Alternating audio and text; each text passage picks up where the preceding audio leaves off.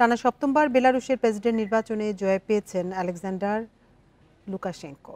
এর মাধ্যমে আরও 5 বছরের জন্য দেশটির প্রেসিডেন্টের দায়িত্ব পাচ্ছেন রাশিয়াপন্থী নেতা। নির্বাচন কমিশনের তথ্য অনুসারে 86.82% ভোট পেয়েছেন লুকাশেঙ্কো। বেলারুশের আইন অনুযায়ী কোনো প্রার্থীকে প্রেসিডেন্ট হতে 50%-এর বেশি ভোট পেতে হয়। অন্যদিকে তার প্রতিদ্বন্দ্বীদের কেউই 5%-এর বেশি ভোট পাননি। 1991 সালে সোভিয়েত ইউনিয়নের পতনের পর স্বাধীন রাষ্ট্র হিসেবে আত্মপ্রকাশ করে বেলারুশ। 1994 সালে দেশটিতে প্রথম প্রেসিডেন্ট নির্বাচন অনুষ্ঠিত হয় এবং তাতে জয় পান লুকাশেঙ্কো। এরপর থেকে বেলারুশে এই পর্যন্ত 7বার প্রেসিডেন্ট নির্বাচন হয়েছে। প্রতিবারই জয় পেয়েছেন বর্তমান এই প্রেসিডেন্ট।